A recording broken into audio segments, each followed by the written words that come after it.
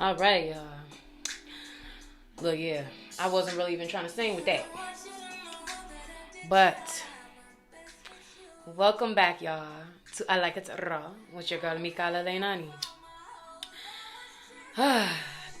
It has been something, y'all. It has definitely been something because right now it's a trying time for a lot of people mentally, and I can definitely say I've been feeling that very heavily. Um, shit. While I'm smoking, this is the topic. I didn't even feel like I wanted to touch on this topic, but with everything that's been going on, I've been looking for something to, in some way, I guess I would say run away. Um, Try and take myself to a different space. Um, and honestly, weed and alcohol is the first thing to turn to when I'm trying to run away from something. Um, and I don't want to say it as in run away, like I don't want to deal with my problems, because that is a lie. Like, I'm the person that wants to deal with my problems, get through my shit, and get over and done with that shit. I don't want to sit here and constantly have to face myself over and over again for the same problems that I already knew that I was going through. You know what I'm saying? And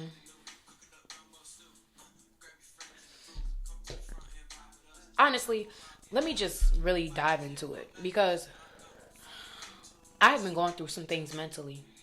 Now, I'm not afraid to talk about mental health at all. If you are new to my channel, if you're new to this podcast, welcome. It's called I Like It Raw because I talk about anything raw and everything raw and taboo. Well, things that are considered taboo and things like that. Um, but, you know, mental health has been something that I've encountered throughout my life and noticed that I have to work on, do the shadow work to improve myself in that aspect. Now, when I first started smoking and stuff, I would look at it as like, something fun to do. I would think it would, take me out of whatever I was dealing with. But after a while, what smoking has became is a way to, smoking has been a way to really bring out the shadow side, to bring out the darkness. Um, and typically, that's what all of us went to astray from, right? I got past this point of weed and alcohol being something that I could enjoy in my last relationship. I used weed, and I used weed as a substance for common ground of love. And what I mean by that is I smoked weed a lot in my previous relationship because I felt like that was all we had in common at a point. And I wanted to still be able to relate with this man. One, because I loved him. And two, like, we're together 24 fucking 7. Like, I need to be able to relate with this man on something. Um, and not saying that we didn't relate in other ways, but not for real. Like, both wanted to, be in better positions in life. But when it comes to a lot of other stuff, we didn't have a lot of things in common. I mean, we definitely wanted to travel, knew like we're supposed to be our own people, didn't want to work for nobody. But other than that, there was really no common ground. And so with weed, I would use weed as that common ground, that common denominator that we can have something to talk about, that can start conversations for us, that we can indulge and enjoy together. And weed was that. It was, it's sad because it got to a point where I would be smoking and I would be chilling. But like I said, now for me, weed amplifies things, and it started amplifying things for me back then. and it would just amplify energy. And me and my ex would get into it so much, especially even while smoking, which is why smoking in some ways became like, well, in a lot of ways became so enjoyable, because he would think I would have a problem. And I'm just sitting here like chilling. The thing is, it's not that I have a problem. It's the fact that I can feel that the energy is off. I can't hide that I feel like the energy is off. And I felt like if I would say, man, I just feel like the energy is off, it would have just been an entire fucking discussion about nothing. And so I wouldn't even talk. I wouldn't say anything, you know. I would sit there, I would chill, you know, because I didn't want to make things weird. Because, like, the fact that I could feel the energy is going to give off a big vibration from me, because I'm a very strong, energetic being. A lot of people can feel my energy. Even people that don't typically feel energy, they'll be like, oh, there's something about you. They feel that because it's genuinely in me. And my energy is so strong that it's experienced by everyone, but in particular experienced by some. And what I mean by that is, yes, everybody can feel other energies. I'm not going to say everybody, but people can feel other energies. And like I said, there's those people that just like, there's something about you. They feel it. They just don't know what that is. But they could feel the energy. And with me, it being so strong, you're going to be able to feel the shift. And when I'm like, something ain't fucking right. And I can't explain anything with it. I can't do anything about it. Like, it is what it is. But anyways, that would give him some feeling that, oh, there's something wrong, I got a problem, blah, blah, blah. No, I just feel that the fucking energy is off. And wasn't any way for me to say that to him in a way that I felt like he would understand, because he wasn't very spiritual. Like, he was searching himself and shit. So was I. And then I started developing more into spirituality, and it started helping me within the relationship cope in a way. Especially like when we were living in Vegas. We lived in Vegas, and we were a couple that did threesomes, okay? Like I told y'all, I'm bisexual, and even to keep our relationship to try and keep our relationship alive, I would, have threesomes as well. But it wasn't just because of that. I did want to experience them, but it was primarily to keep the relationship alive. Reason I started opting for that, I already done been cheated on with this man. So I already feel like this is community dick anyway, in a way. And that's just me being honest. Like, that's kind of in some sense where I became comfortable. Wow. I was allowing community dick to be shared. Shit, he had told me what his dick was. Fact of the matter is, even during the relationship, for me not ever coming or, experiencing that intimate pleasure with somebody, that intimate connection with somebody, it became even easier after that. So, with having community dick, I got threesomes, started enjoying these threesomes and shit like that. But, I started doing self-hypnosis. And I stopped smoking weed for maybe like a month. And, I felt good. And my power was starting to really come out, y'all. Like, my power was out there. Like, it was to a point where I wasn't taking his bullshit. Like, after doing so much self-hypnosis and not smoking during that time, I developed a backbone with this nigga. It brought out my true self and my true light. And I started not taking this nigga's bullshit. And then, like, he would start really getting, like, upset, saying, like, oh, I'm just rude and this, that, and the third. And then I started feeling like, damn, am I doing something wrong? Like, I started questioning myself. So then I started smoking again. I started getting back minute. I started making myself small in the relationship again once I started smoking again. And it was just sad. It was like a spiral. Like I was back under his thumb.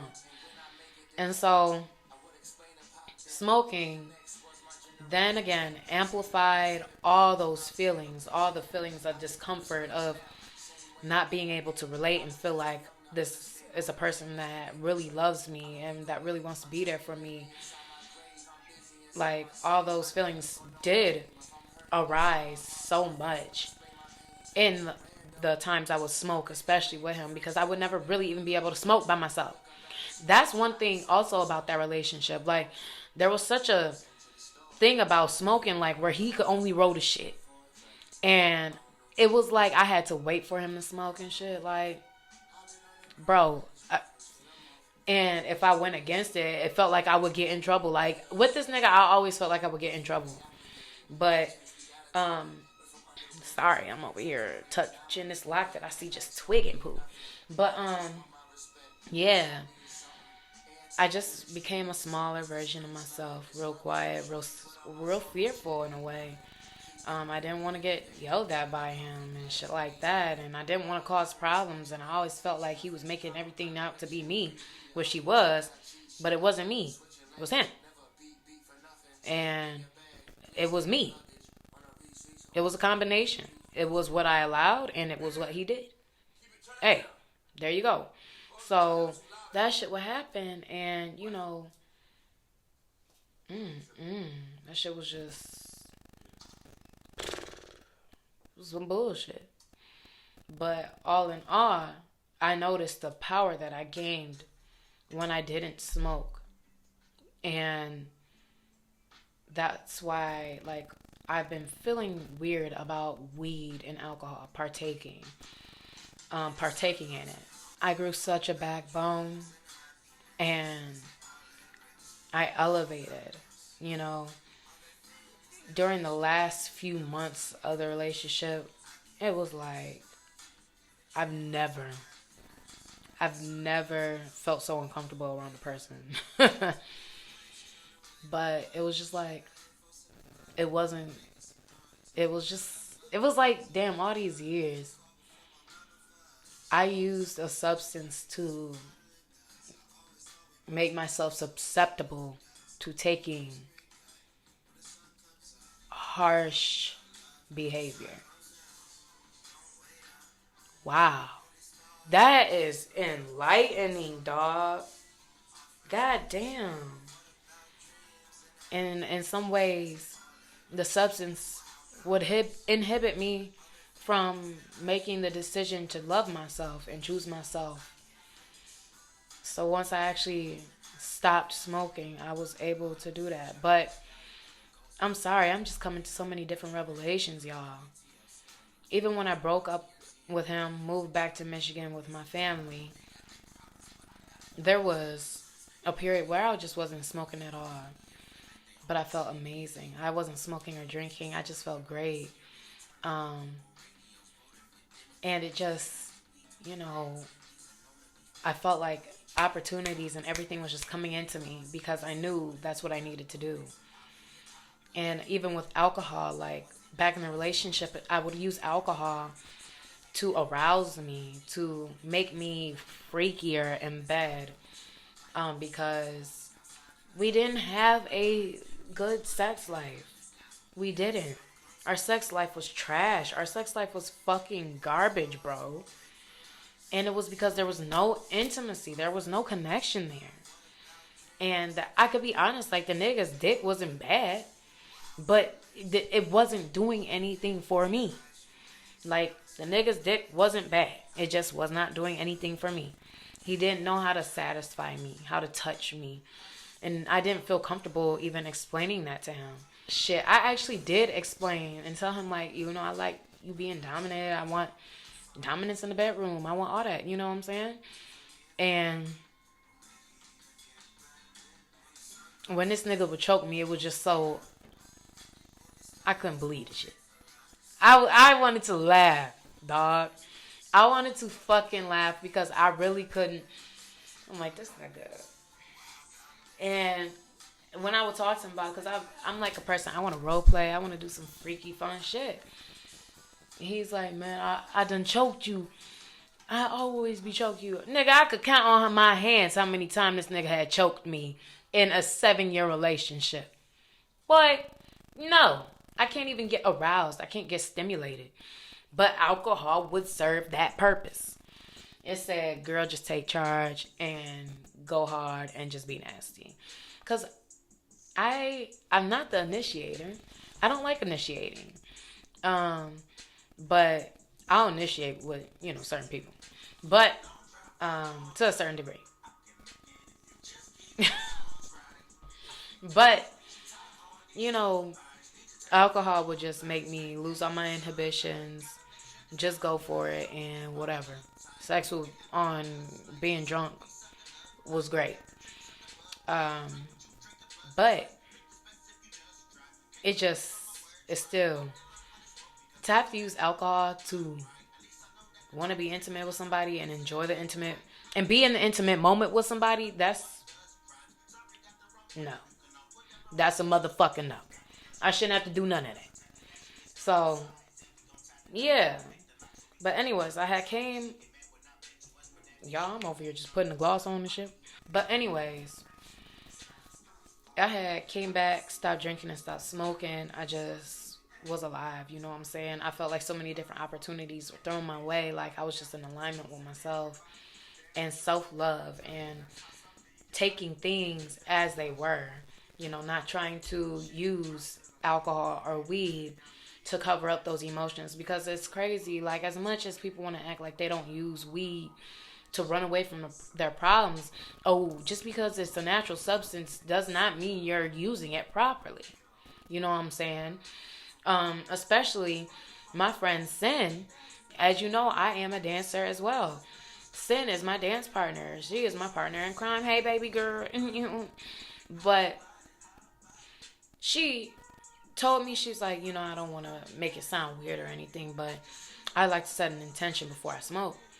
And I'm like, me and her, like, we're real connected spiritually. And I'm like, girl, why didn't you tell me this sooner? So since I have been smoking, I have been setting intentions behind when I smoke so I can have the outcome of what I started smoking for. I don't want to smoke for no purpose. And that's what a lot of people do. And that's why I don't like hanging around a lot of people or wanting to, just, I don't fucking know, be in people's space. Because what is it? What y'all about to do? Well, we about to sit here and smoke. Then what? Nothing. Well, damn, I don't feel like I'm accomplishing anything here. I want to be able to have action and intention behind the reason I am doing this. And so once I started putting that behind it, weed has been getting better for me. And that's literally in the past few days. I've only started this, maybe Monday? Putting the intention behind the reason I'm smoking weed.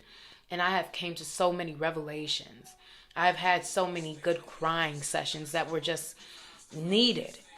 But after this, and once I run out, I'm not going to run back and get it, because I know with me not being on these substances, in some way, I just know weed will try.